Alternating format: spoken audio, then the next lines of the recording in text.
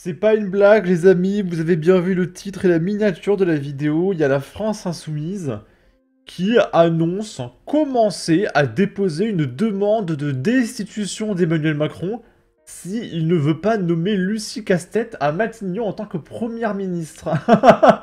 Mais vraiment, ils sont en roue libre, ces gens.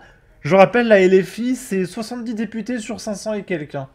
C'est genre 10% de l'Assemblée nationale. Mais si Lucie, elle n'est pas première ministre, c'est destitution, d'accord. Et juste avant de commencer ce reportage de BFM TV, tant qu'on parle de politique, on va parler un peu pouvoir d'achat. Je comptais faire un petit sport après, voilà. Je fais mon sport 2 à 3 fois par semaine. Et je voulais m'autoriser, excusez-moi, à prendre un McDo, voilà. Et là, je suis pas chez moi. Vous l'avez peut-être vu depuis une petite semaine, mais la qualité audio de mes vidéos est un petit peu différente. Je suis pas chez moi. Et je suis loin des McDo et je voulais passer par Uber Eats. Voilà. Et j'ai fait ce screenshot que j'ai partagé sur Twitter.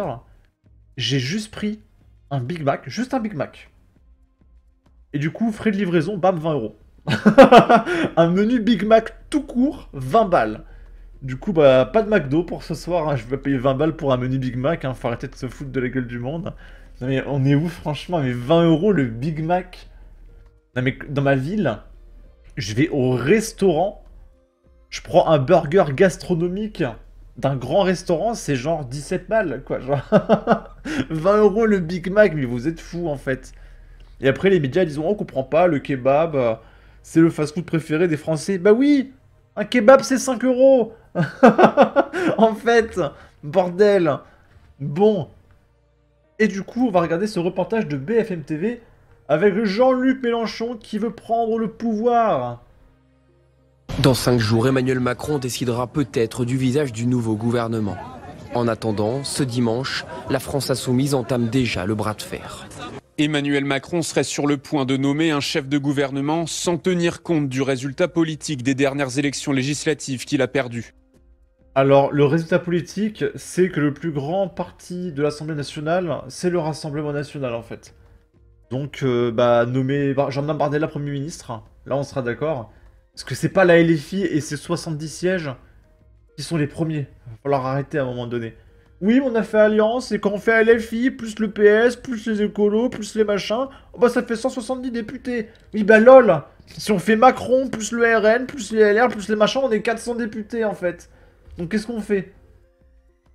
Voici l'un des extraits du texte publié dans la Tribune dimanche, signé des mains de Jean-Luc Mélenchon, Manuel Bompard et... Les mecs, ils ont un fan. Genre, écoutez ça, il y a un mec tout seul, assis par terre. Il est tout seul. signé des mains de Jean-Luc Mélenchon, Manuel Bompard et Mathilde Panot. Ils sont trop fiers, ils ont un fan. Objectif, mettre la pression sur le chef de l'État qui, pour l'heure, exclut l'hypothèse de voir Lucie Castet, choix du NFP, devenir première ministre. On peut qualifier de coup de force institutionnel contre la démocratie la décision du chef de l'État. Nous donnons à cette tribune un rôle concret d'avertissement solennel. L'avertissement en question, l'article 68 de la Constitution, une procédure de destitution.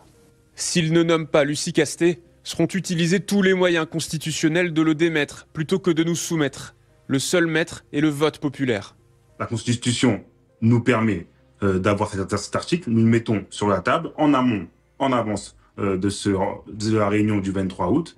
Oh putain, mais articule, t'es député payé 24 000 euros, on comprend pas ce que tu dis, bordel. De la réunion du 23 août. Et pour comme ça, toute cette semaine, toute la communication que le président a prévue avec ses conseillers, il puisse aussi avoir l'idée en tête qu'il peut se faire destituer dans les semaines et les mois qui peuvent venir. Au sein du clan présidentiel. Mais en fait, quand je vois des députés LFI parler, je me dis que moi, je pourrais être député, hein, sans déconner, hein. Franchement.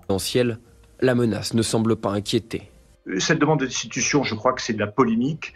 Je crois que c'est la volonté de jeter de l'huile sur le feu.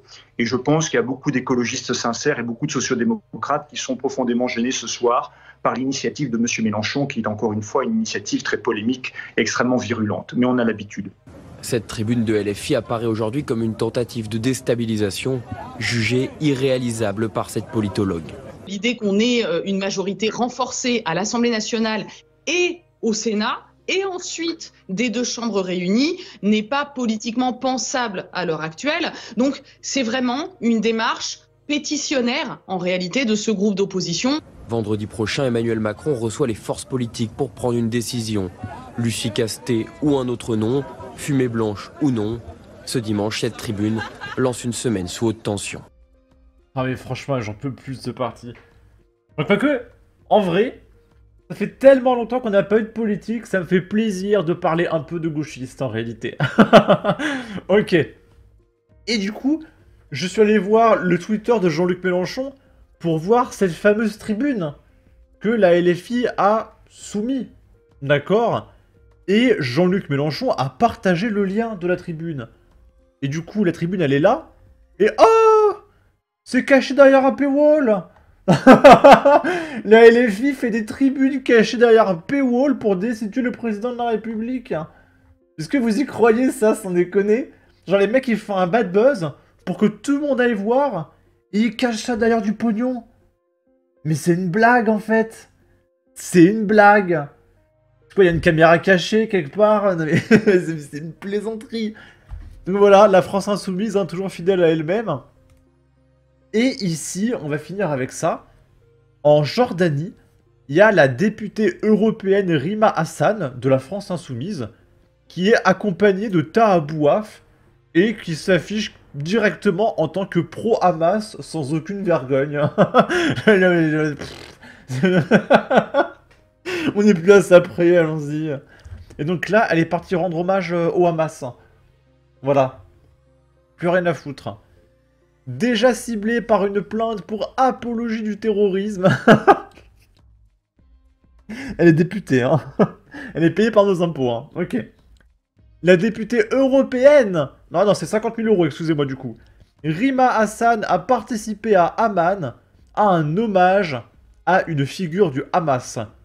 Tous les vendredis, jour de manif après la prière. Publie sur son compte Instagram la députée européenne payée par nos impôts, Rima Hassan, le 16 août depuis Amman, capitale de la Jordanie. Elle raconte régulièrement son voyage, payé avec un jet privé par les impôts des Français, à l'intention de ses 353 000 abonnés. Dans la manifestation qu'elle met en avant ce jour-là, de nombreuses pancartes brandies par la foule rendent hommage à Ismaël Haniyeh, le chef du Hamas. Mais c'est une plaisanterie, quoi. C'est-à-dire que cette nana va rendre hommage à un chef d'une organisation terroriste et ils entament une procédure de destitution parce que Macron c'est trop la haine.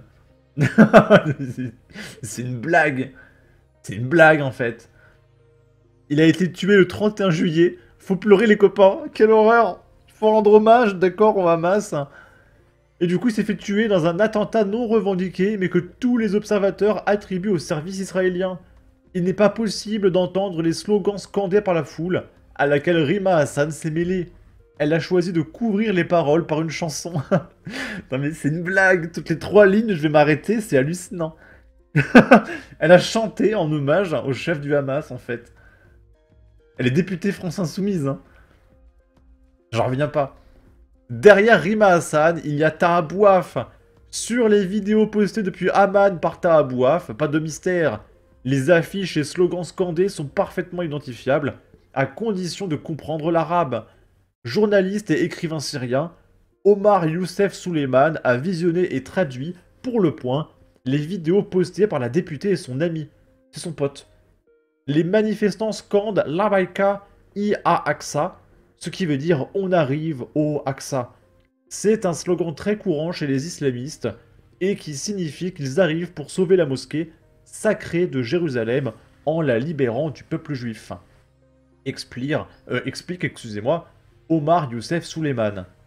Élément de langage islamiste. Sur les affiches... Je suis désolé, c'est tellement lunaire. Elle est députée, elle est fille, bordel. Ok. Sur les affiches en hommage à Haniyeh, ajoute-t-il, figure un verset coranique que l'on retrouve souvent affiché par les islamistes pour rendre hommage à leurs martyrs, comme Ahmed Yassine, fondateur du Hamas, assassiné en 2004. Il s'agit d'un extrait de la sourate d'Al-Ahzab, verset 23. Il est parmi les croyants des hommes qui ont été sincères dans leur engagement envers Allah. Certains d'entre eux ont atteint leur fin, Et je suis désolé. Elle est députée. Non mais là c'est un rire nerveux, hein. C'est un rire nerveux, non mais là c'est trop. Bon bref, je termine. Et d'autres attendent encore. Ils n'ont varié aucunement. Ok. Le sens littéral des slogans est anodin, mais pour Omar Youssef Souleymane, abasourdi, aucun doute n'est possible. Les deux Français ont participé à un rassemblement d'extrémistes. Bah oui, il y a les députés européennes et tout va bien. Elle est payée par nos impôts, elle entame une procédure de destitution parce que Macron c'est trop la haine. Il faut faire barrage à l'extrême droite, mais oui, mais tout va bien. Et puis à côté, elle va faire une chanson en hommage au chef du Hamas. Voilà. Tout va bien, il n'y a rien d'anormal là-dedans. Bref, on va s'arrêter sur ça. En tout cas, n'hésitez pas à donner votre avis, votre opinion, à partager, liker, commenter. Ça aidera au référencement de la vidéo sur YouTube. Abonnez-vous, suivez-moi sur Twitter. Prenez soin de vous. Salut!